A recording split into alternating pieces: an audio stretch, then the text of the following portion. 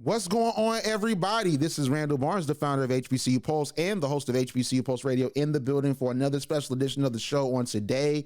That's going to be our last edition for 2022, wrapping up the HBCU football season, talking about the Celebration Bowl that went down this Saturday. It was amazing. It was epic. One of the best games I've ever seen. It was everything that I wanted and more, and I was right too. So it made it almost so much better. How you doing, Arielle? I'm doing good. I'm doing pretty good. I completely agree. I wish we could have talked right after the game, but stuff be stuffing. But congratulations to Central, and don't get confused. Still Aggie pride till I die. But I'm glad a MEAC team has brought a championship back to the MEAC. So I'm good. I'm good. Yeah, first and foremost, congratulations to North Carolina Central. Amazing game. And it was nothing that we didn't expect. So I want to say this real quick before we start. All right. A couple of things. Number one, I know that it has been a criticism of a lot of media platforms, both in the HBCU sphere as well as the media sphere in general, that it's been a lot of conversation about Jackson State and Deion Sanders, including them showing him crying 4 times to start the game. They showed it like 4 straight times, 4 straight commercial breaks. It was insane. I understand that the fascination around Deion Sanders and Jackson State. And admittedly, we are going to talk about that. Sorry, we are. But we're going to give North Carolina Central their just due, because we have done that ever since really the Aggie Eagle Classic. Because Arielle was like showing love to North Carolina Central from that Aggie Eagle Classic on down. And in October, Arielle predicted correctly that it was going to be Jackson State and North Carolina Central even after South Carolina State won. How do you feel about them winning the Celebration Bowl? And what do you think this says about this year for North Carolina Central? I mean, we're just going to be frank, and we're just laying it out on the table right now. I was right about a couple of things. I was right that Central was going to outdo them in rushing yards. I was right that they were going to have a rushing offensive plan. Davius Richards ran more and actually rushed more this game for himself and his team than Jackson State actually ever did.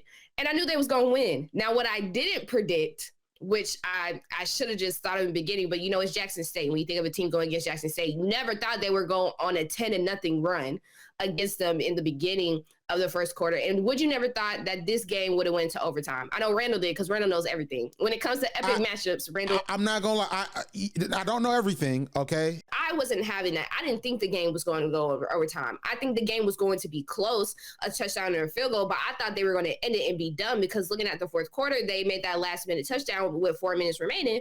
I'm sitting here Shedeur Sanders, he might pull up Patrick Mahomes. If anybody can do it, he can do it. He could probably score a touchdown in the last 4 minutes. But I wasn't expecting that, the way that the pressure was on from Central's defense. I didn't think they were going to go down the field in 14 plays. I think it was 15 plays and do that. That wasn't what I was thinking, but that's what happened. I'm just like, I got to give Randall his flowers, because, not 9 times out of 10, but maybe 50-50, he's going to be right. 9 out of 10.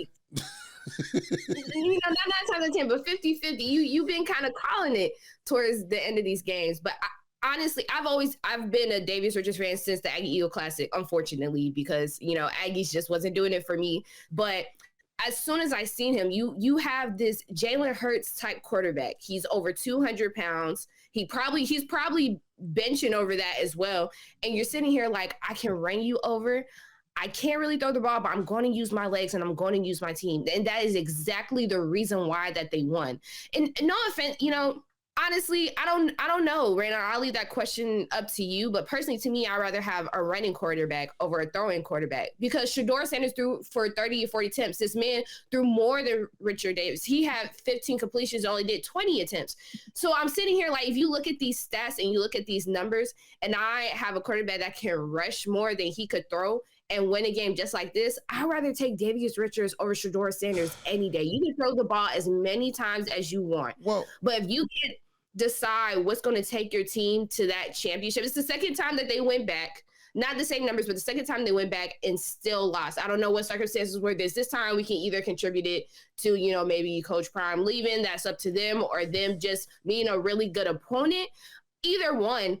Shedeur Sanders did the same thing that he did last year and still lost. So that's personally to me why I would take Davius Richards. I would take a running quarterback over a throwing quarterback who has an arm.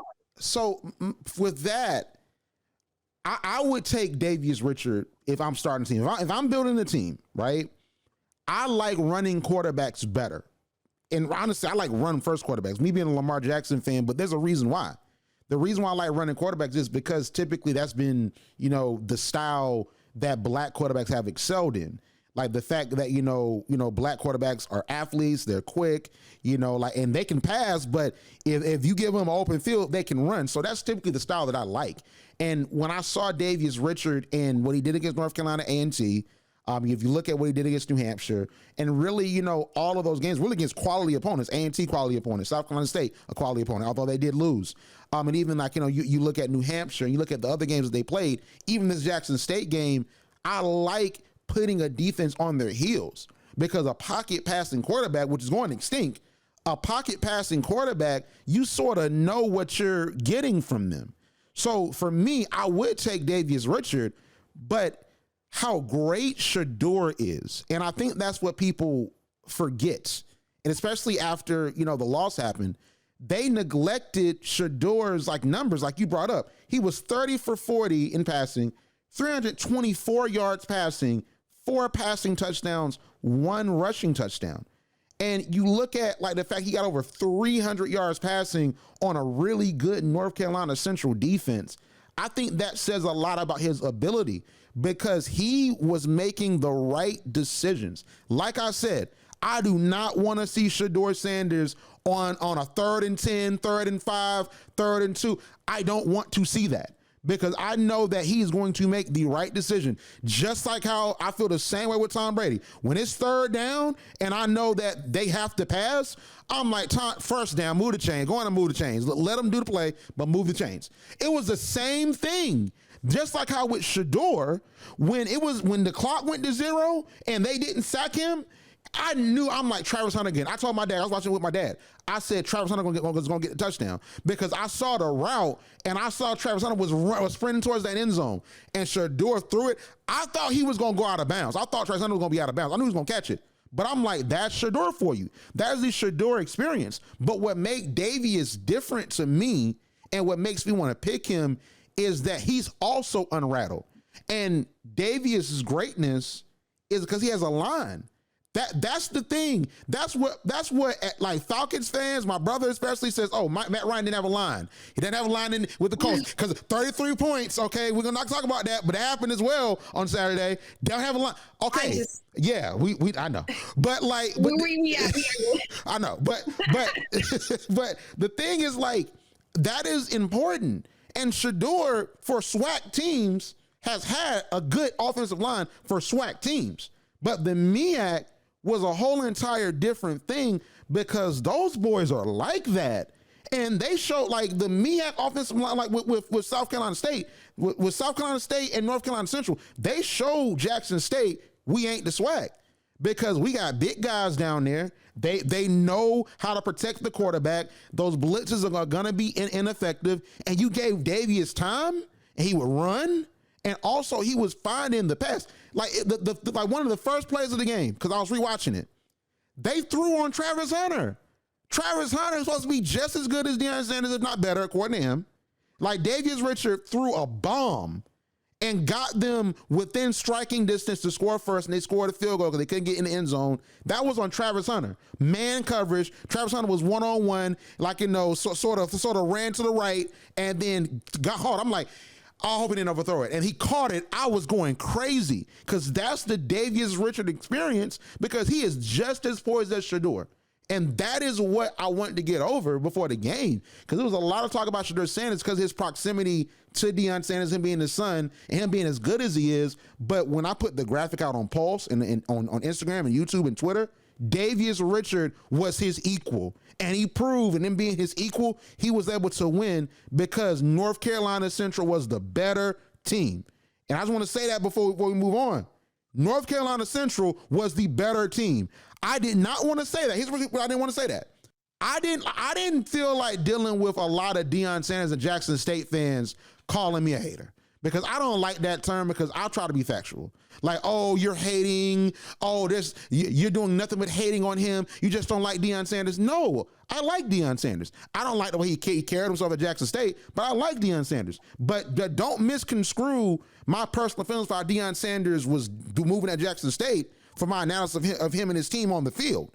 Like, North Carolina Central, I knew in my head, they're the better team. They're equal in every metric. They have a better offensive line. And honestly, I sort of thought that Davius Richard was a tad bit better than Shedeur because of the unpredictability of him being able to run effectively, which we saw.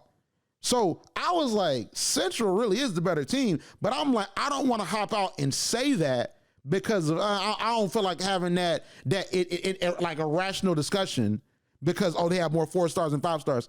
Well, I mean, it kind of goes to our point that we were saying. I mean, Deion Sanders, and like, you know, it's like you said, there's no hate. He put together, you know, key words, put together. He put together an amazing team. He positioned everybody really well. But when it comes to actually coaching a team and actually developing and getting a well-performing team, that's what Central brought to the Celebration Bowl. That's what they brought all season.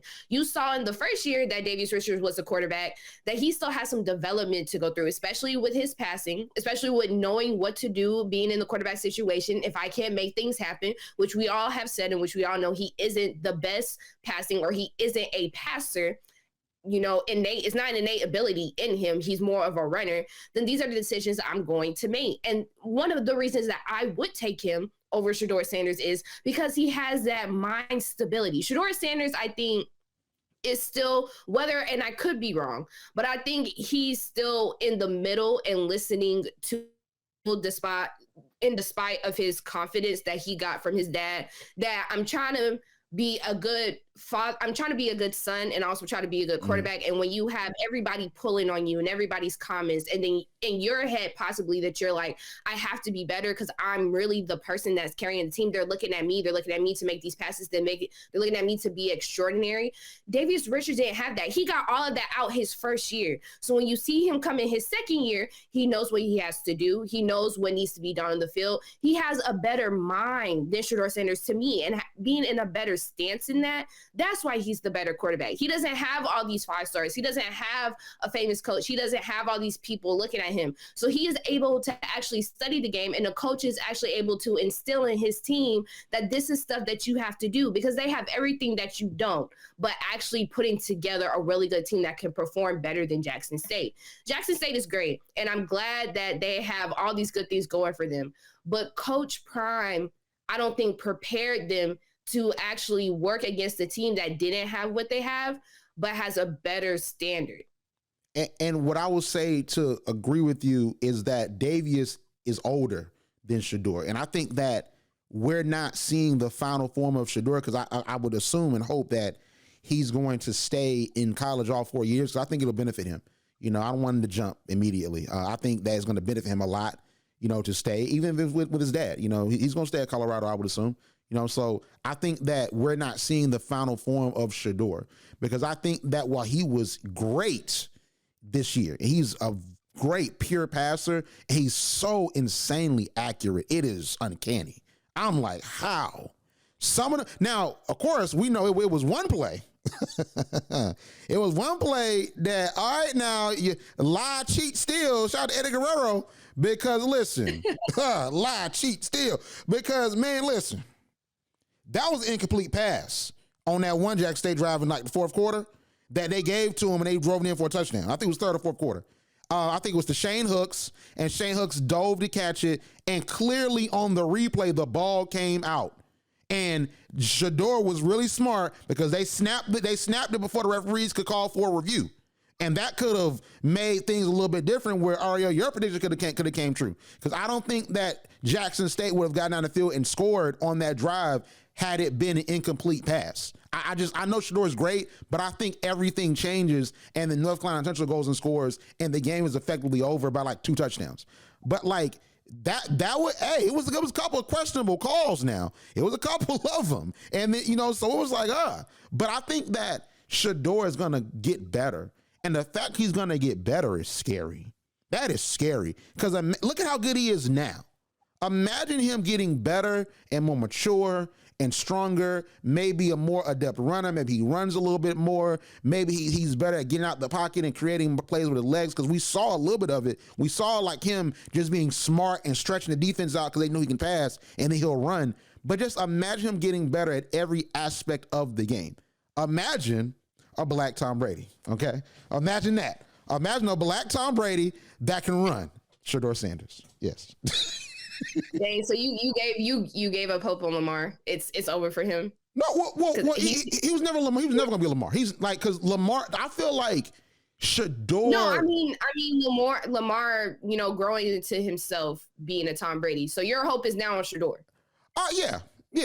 Yeah, for sure. You know what I'm saying? Because it's like, because you got to realize the fact that he also is trained by Tom Brady. That's his uncle. Okay, that's Uncle Tom. Just like how Roger Goodell had a nephew playing with Jackson State. I don't know. Oh, that's his play. That's his play nephew. No, it's not. That's his actual real nephew. Yeah, because I was like, okay, why is he here? And then I was doing my research too. I was just like, well, look at what we found out. Man, I'm like, we know his future is. You know where he's going, and I think that's a great opportunity for the Central players too. And that's the one thing I can't say. I'm happy that Deion is there. You're getting that exposure that you would have never got.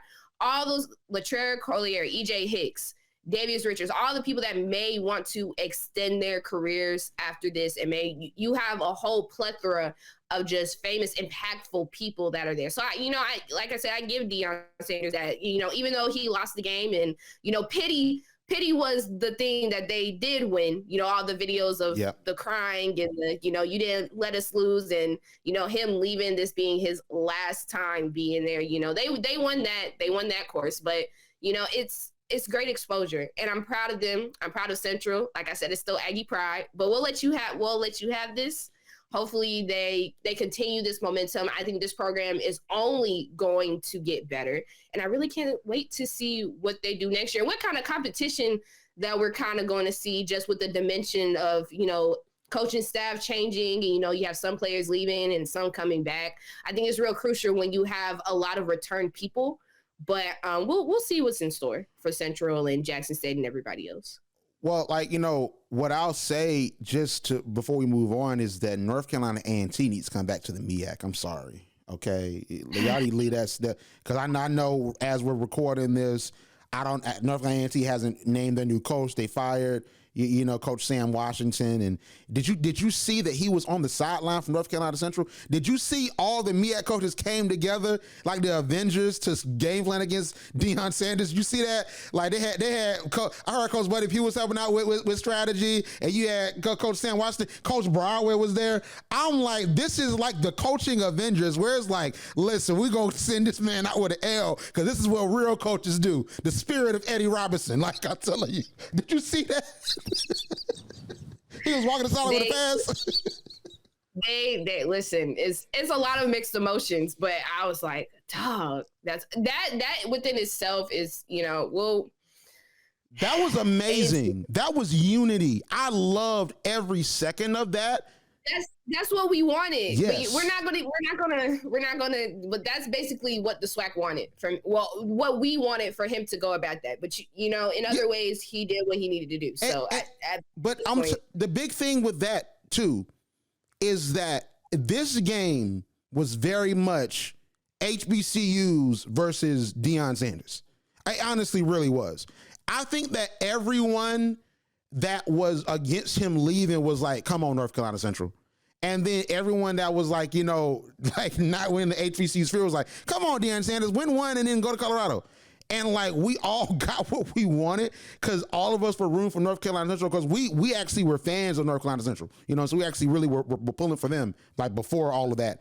But like, we like, everybody wanted that because it was HBCUs versus Deion Sanders. It was, okay, this celebrity comes in, he runs through the SWAC, no one beats him in those 2 full seasons he was there. So what about the MEAC? Then you have Coach Buddy Pugh, who's a legend, that beats him and really shows a game plan of how they can be beat with pressure on Shedeur, having a stout offensive line, whole 9 yards. Then you have like a Coach Oliver that comes in and shows that you have a good offensive line and you really invest in that, a good defensive line that can provide pressure, and you have a quarterback that's just as good. That's how you can beat them. But I think that coaching, by committee with Coach Oliver, Coach Pugh, Coach Broadway, who of course is a legend, and then you have Coach Washington.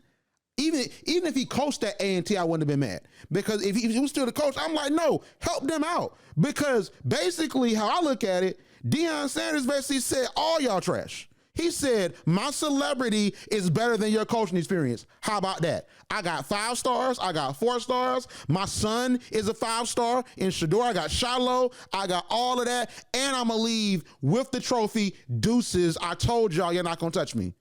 And then they're like, we not celebrities, but we know the game. And it came true. You know what I'm saying? So I actually really like that a lot, and I thought it was really dope. Like it was so funny when I'm like, is that who I think it is? Like, I know that ain't who I think it is, like Big Boy and ATL. But let's really talk about Jackson State now. What I want to say, Arielle, because I know I took Jackson State as far as the preview. What I want to say really quickly is that Jackson State, like I said before, they were not the better team. North Carolina Central was the better team. Jackson State had more flashy names, more skilled players, all the different things, but that doesn't make you a better team, especially in football. And what Jackson State reminded me a lot of, in a lot of different ways, is the 2010-2011 Miami Heat. And Arielle, I know it's basketball, but you got to let me cook. You got to let me explain, okay? So you got to let me explain, okay? LeBron goes to Miami.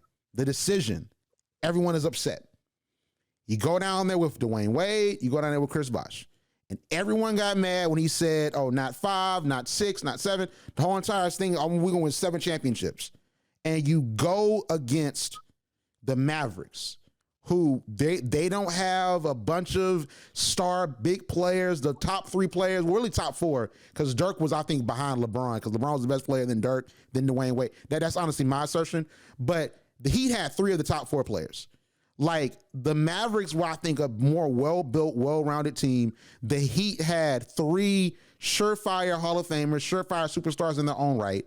And, they had a bunch of like mid-level exception players, like, because they didn't have no money to build out a better team, right? And what you saw was the Mavericks came up with a game plan that was able to play to LeBron's weaknesses. LeBron got in his head because he was trying to prove everybody wrong. And people were like, oh, well, LeBron choked, that's why he lost. No, they played zone. Yeah, they put smaller players on him. But the reason why the smaller players work, if we know basketball, is they played zone. And you saw LeBron have 8 points. LeBron underperformed. He lost. And then he got better moving forward. I think we saw 2011 twice for Jackson State. Why do I say that? Because LeBron learned. Deion Sanders didn't. Oh, he did not learn at all. Because what Deion Sanders should have taken from the Celebration Bowl loss in 2021 is we need to get an offensive line that really can go and be physical, not just with the SWAC, but with everyone else. And he did not. He went and got skill players.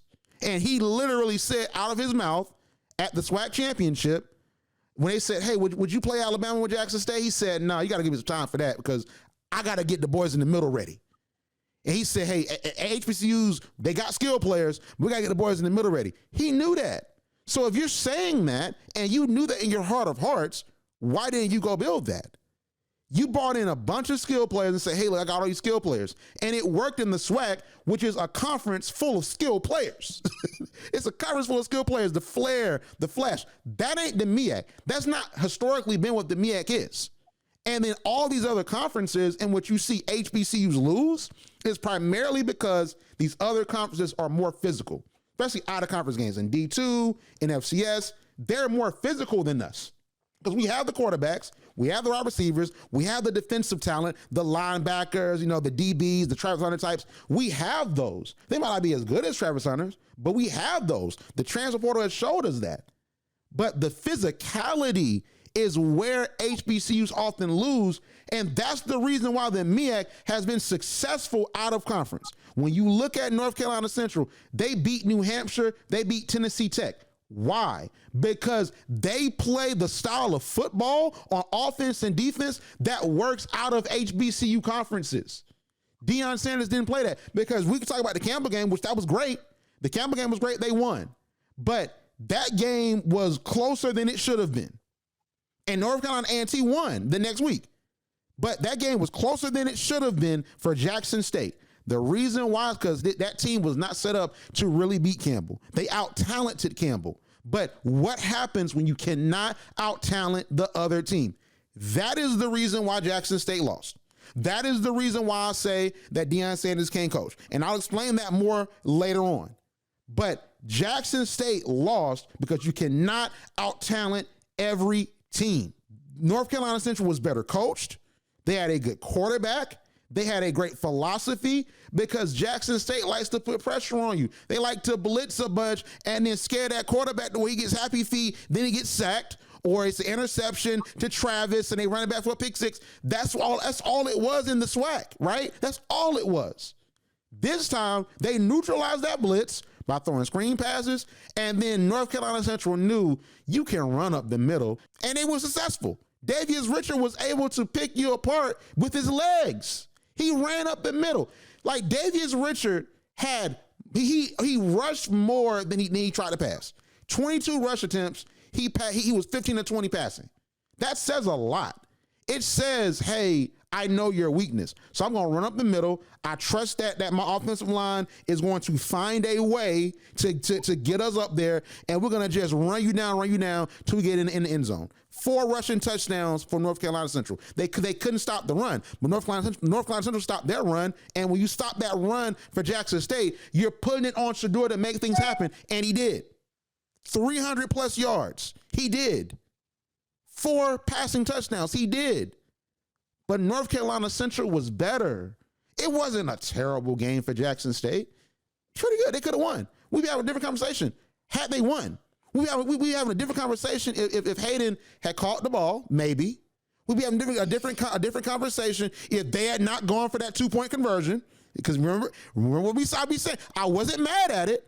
I understood it. But I'm just a big fan of taking the points. I'm just a big fan of that. Because they sacked Shedeur in that 2-point conversion. And it got blown up immediately. So it's like we would be having possibly a different conversation. And maybe that touchdown from Travis will be the game winner. You leave in epic fashion. Heist of the century. But it didn't happen like that. And that's just how I looked at the game. Travis is amazing. Shedeur is amazing. There's a lot of talent. But what I think that North Carolina Central showed us in relation to Jackson State is that a well-built, well-coached team will beat talent any day in any sport, especially in football. You got to stop these gimmicks. You got to stop all the flair and the celebrity. Just get players that can ball. That's how I looked at Arielle. That's how I looked at it. I mean, supposedly he said he had dogs. I saw pups, not dogs. Man, he had chihuahuas, okay? Yes, oh yeah, he had chihuahuas on there. The chihuahuas, they bite. If the chihuahuas bite you, it's gonna hurt. But it's like, the chihuahuas are for rich people. They still small. They're small. You got feistiness. You have snappiness. You don't have no dogs. Central showed you some dogs. They'll show you they're ready to get down and dirty. They'll show you exactly what you need to do. And hopefully he takes that. I hope Coach Deion Sanders takes all of that. I'm shaking my head. I'm shaking my head. He's not going to take that to Colorado. He's going to think until he finally experiences the Pac-12, and maybe he'll be successful, but he's going to think that he can go down there and out-talent the Pac-12, just how he out-talented the SWAC. And he's going to run into MEAC results. I think that talent does work, because the reason why Jackson State was in this game was because of talent. Because Travis Hunter, like he only had 4 receptions, but he had 2 touchdowns. You know what I'm saying? So it's like you knew like that Travis Hunter was a red zone threat and that he was gonna get that ball and you gonna score. And then especially that last play, that was amazing. I was like, I hopped up. Because I'm rooting for North Carolina Central, but I'm rooting for HBCUs. So when he passed it, and Tiffany Green I'm so glad she got that spot because she called it. It felt like Mike Breen with the bang. If they want to bang, it was almost like that. And then everybody started cheering. I was like, yo, this man caught it. We going to overtime. I was hopping. I was running around. We going to overtime. I'm like, I don't care, bro. I don't care. We going to overtime. You know I love this overtime. We going to overtime. And I said, take notes, Roger Goodell. I was like, because you there watching.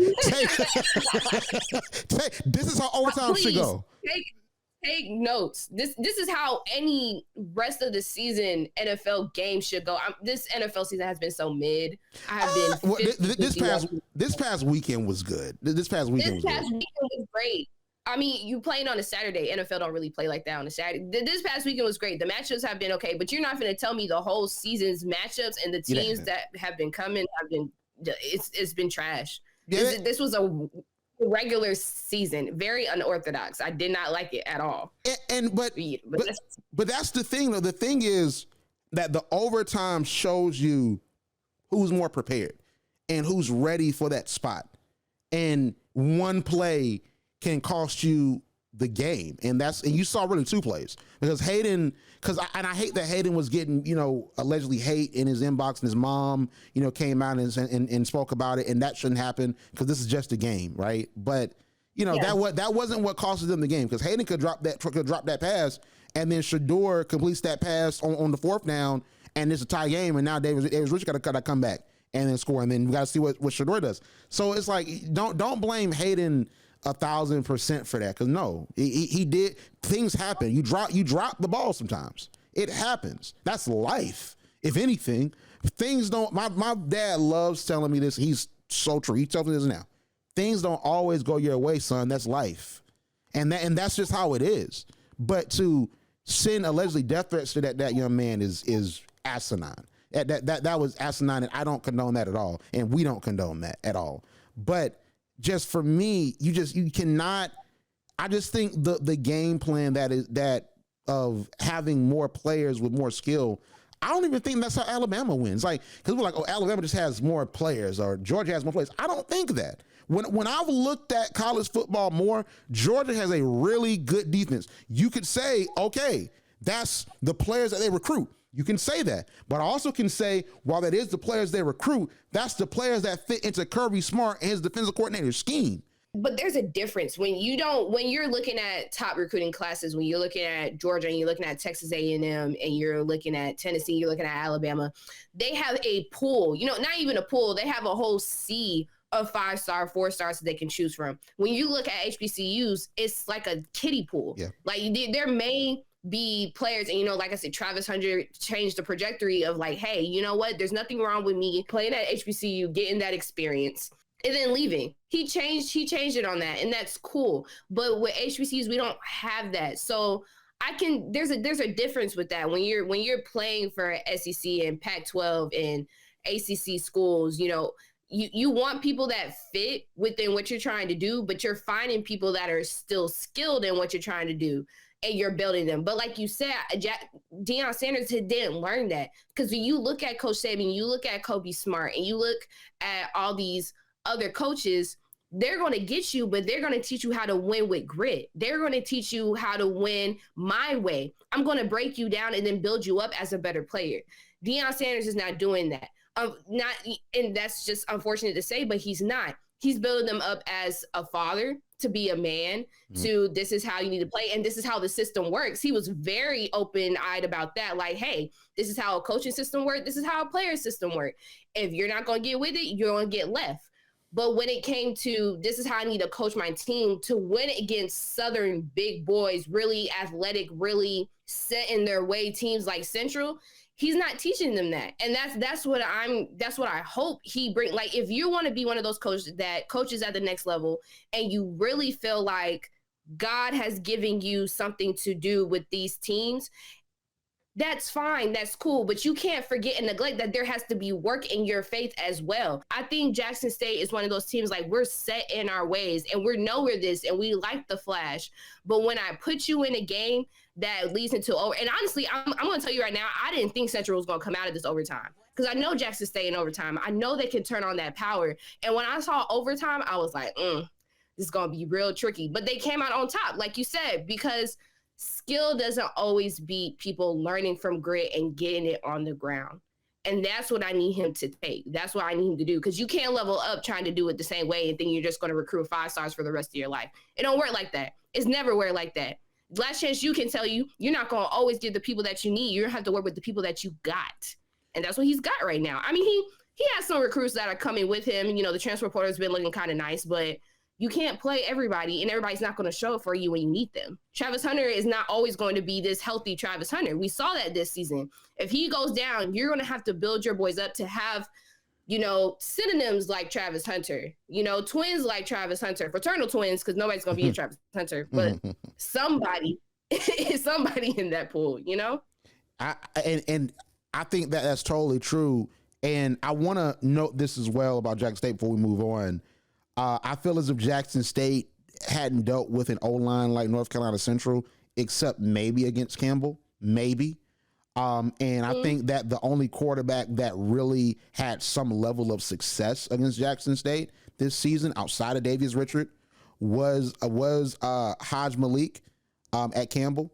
I think that, you know, especially on that first drive, he was able to get in. I think he jumped into the end zone and scored. But Haj Malik, he was the archetype for how Jackson State should have game planned for Davius, but you can't game plan for a really good offensive line when you can't do nothing with him. You can't push him around. You know, they only sacked Davius one time, which is uncharacteristic for Jackson State because they're normally really good at getting pressure on the quarterback. Shador being sacked 2 times, it doesn't seem like a lot. He was sacked 2 times with 28 yards, and of course, that this the second time, was the 2-point conversion that he got sacked for. But that's pretty significant, seeing the fact that Shador doesn't get sacked. He does not get touched. Alabama State got him a couple times, but he doesn't get touched. He throws the ball away. He gets out the pocket. He eludes the defenders. He still did that on Saturday. But the fact that he got sacked twice, I think that says everything you need to know about the defense North Carolina Central ran and the defensive line and how they really were able to get back there and affect him, because he was hurrying, he was getting out the pocket, he threw the ball away a couple times, and the run game couldn't do anything. And then the fact that it was on Shador to pass with not the best yardage, it was man, what I'm saying? That's why you saw that they weren't as effective in their offense, although they did score 34 points. Like what you hear? Yeah. Subscribe to HBCU Pulse Radio on Apple Podcasts, Spotify, or wherever you get your podcasts. Also, head to HBCUPulse.com to stay up to date on what's going on in the HBCU community. Thank you for listening to HBCU Pulse Radio.